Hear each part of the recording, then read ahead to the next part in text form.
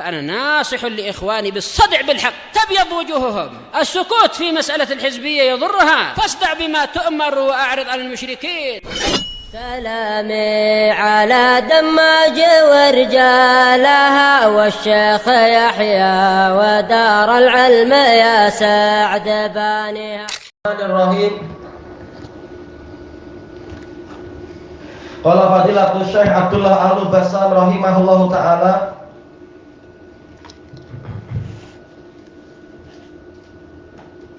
walidha faqad istamarat hadhil muamalatu mundu uqidat.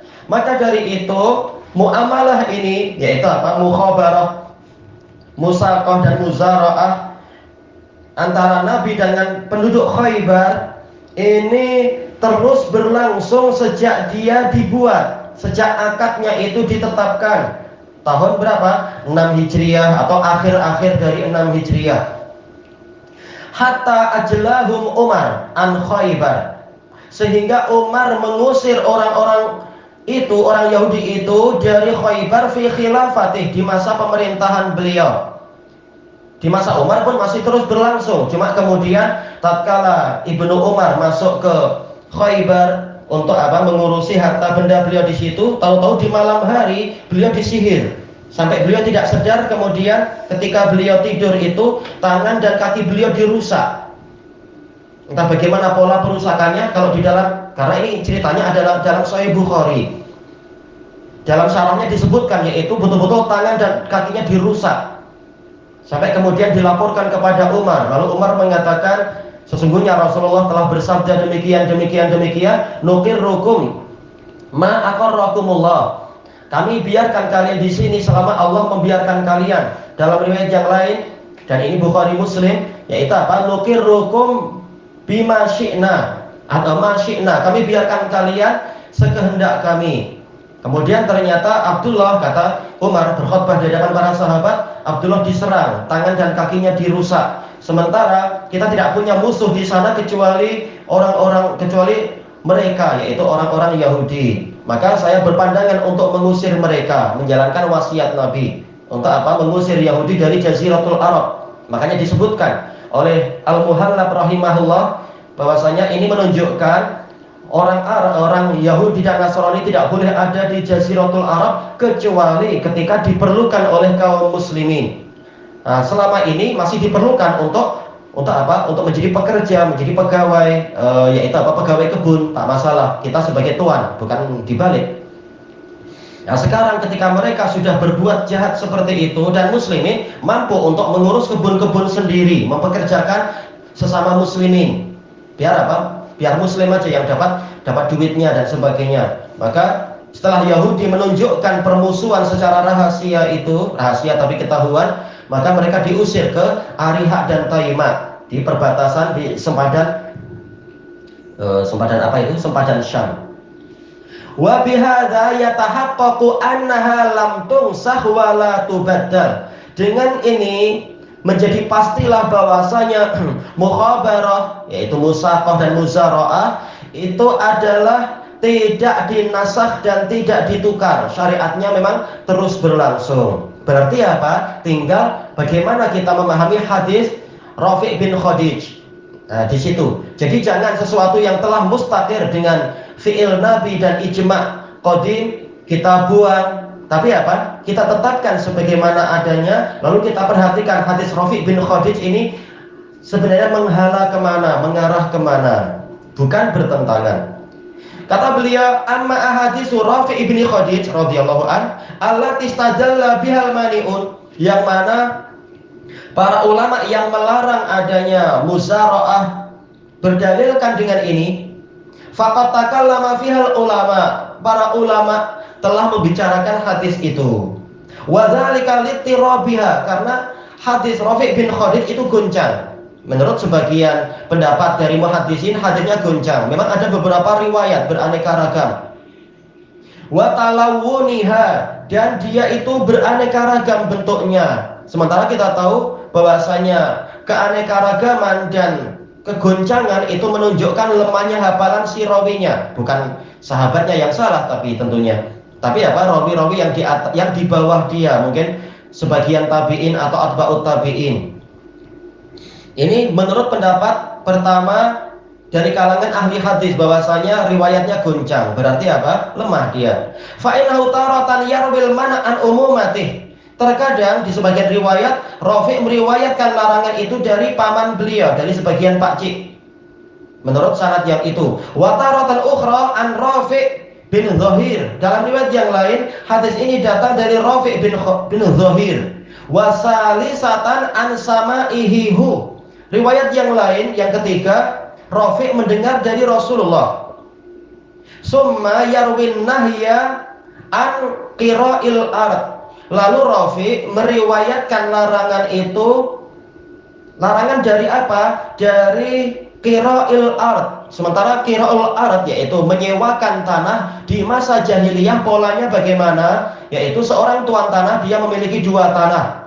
Lalu ketika ada satu orang ingin bekerja, yaitu mencari pekerjaan, mengolah tanah, maka tuan tanah ini mengatakan, tanah yang satu ini adalah hasilnya untuk saya, tolong kerjakan engkau. Tanah yang kedua itu milik saya juga, kerjakan, hasilnya milikmu. Nah, ini di situ ada gharar dan ada dharar nanti. Karena apa? Boleh jadi tanah pertama hasilnya bagus, tanah kedua tidak ada hasilnya sama sekali. Maka kasihan si pekerjanya, sudah mengolah 2 tanah, ternyata tak dapat untung apa-apa sama sekali. Tuan tanah senang. Atau sebaliknya, tanah yang pertama tidak ada untung sama sekali, sementara tanah kedua ada untung, sehingga pekerjanya dapat apa? Dapat untung besar. Tuan tanah yang dia sudah punya modal 2 tanah tak mendapatkan hasil apapun. Lalu gimana dia makan? Gimana anak istrinya makan? Ini bahasa kasarnya, bahasa orang duniawi tentunya. Makan dari Allah, cuma apa? Usahanya sia-sia, kasihan. Padahal mereka sudah menunggu. Maka ada pihak-pihak yang dirugikan, boleh jadi. Maka cara yang betul memang bukan cara itu, tapi pola mudharabah. Untung ya sama-sama dinikmati, rugi ya sama-sama dipikul bersama. Itu baru betul.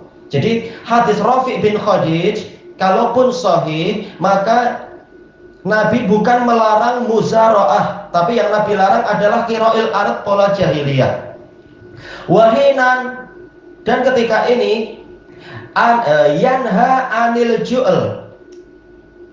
Tayyib, yaitu polanya adalah larangan anil ja'al, larangan pemberian upah dengan pola tadi itu, pola jahiliyah. Wa rabi'atan, riwayat yang lain lagi, anis sulusi wa rubu'i wa ta'amil musamma. Larangannya adalah dari, yaitu hasilnya sepertiga untukmu, atau 1/4 untukmu, atau makanannya yang itu. Dan inilah yang riwayat yang terakhir inilah yang akan bertentangan dengan riwayat mukhabarah.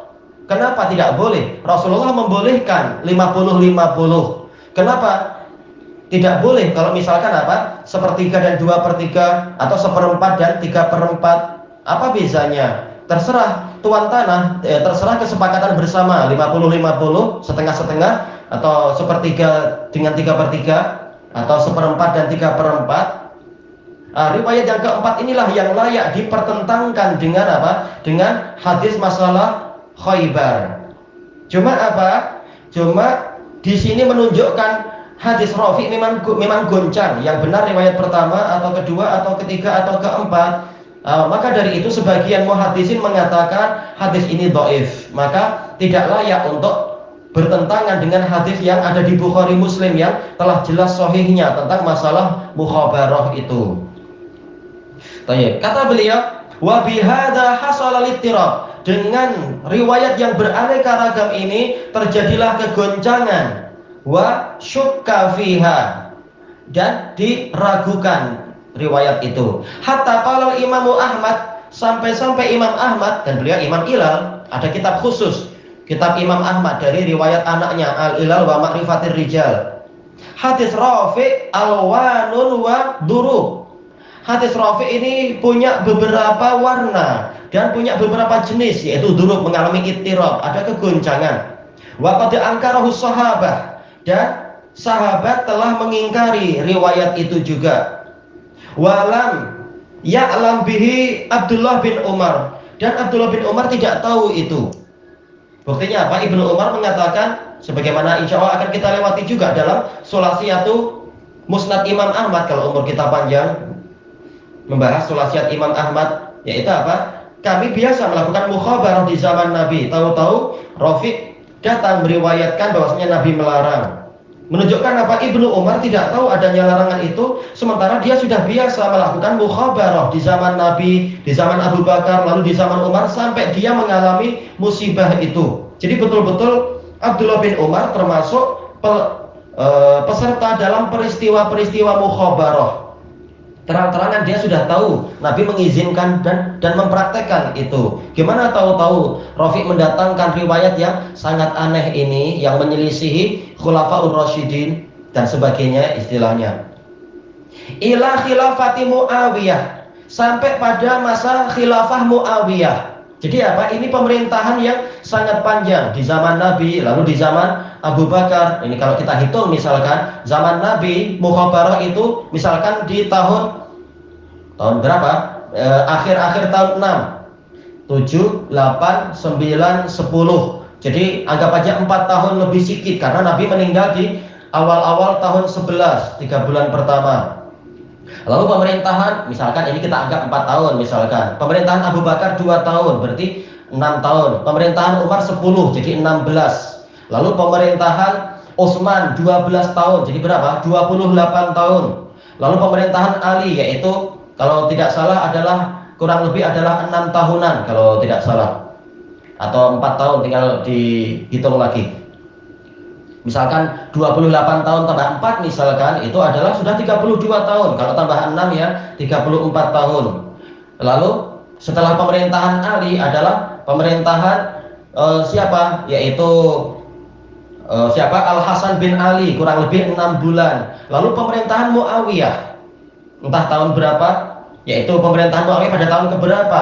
Ibnu Umar diberitahu bahwasanya Rafiq meriwayatkan dari Nabi bahwasanya Nabi melarang.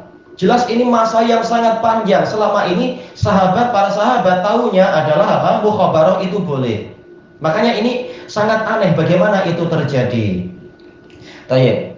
Fa kaifa mithlu hadzal hukmi yakhfa 'alaihim wa hum yata'atuna. Maka bagaimana hukum yang seperti ini tersamarkan bagi para sahabat tadi dalam keadaan mereka biasa melakukan ini, mengikuti Nabi. Mereka lihat langsung tentunya. Dan juga telah kita lewati penyubutan, walaupun tidak disebutkan di sini, tapi apa? Ana sebutkan di dalam penjelasan bagaimana Nabi mengirimkan Abdullah bin Rawahah untuk menilai buah kurma yang masih ada di masing-masing pokok kurma. Jadi betul-betul para sahabat tahunya adalah Nabi mengizinkan dan bahkan Nabi melaksanakan itu. Bagaimana tahu-tahu ada penghapusan dan kami tidak tahu, dan ini berlangsung di masa pemerintahan Khulafaur Rasyidin sampai selesai. Khulafaur Rasyidin yang terakhir adalah Ali bin Abi Thalib, istilahnya secara ma'rufnya. Baru ketahuan adanya penghapusan di zaman Muawiyah. Lalu bagaimana ini? Sementara sudah ada ijma' qadim. Nah, inilah yang digunakan oleh para ulama pendapat yang lain, pemeluk pendapat yang lain, bahwasanya hadis ini sangat mungkar. Riwayat Rafiq bin Khadij ini. Baik. Kelanjutannya di masa yang akan datang insyaallah, wallahu a'lam. Subhanakallahumma wa bihamdika la ilaha illa anta astaghfiruka wa atubu ilaik. Walhamdulillahirabbil alamin. Jazakumullahu khairan.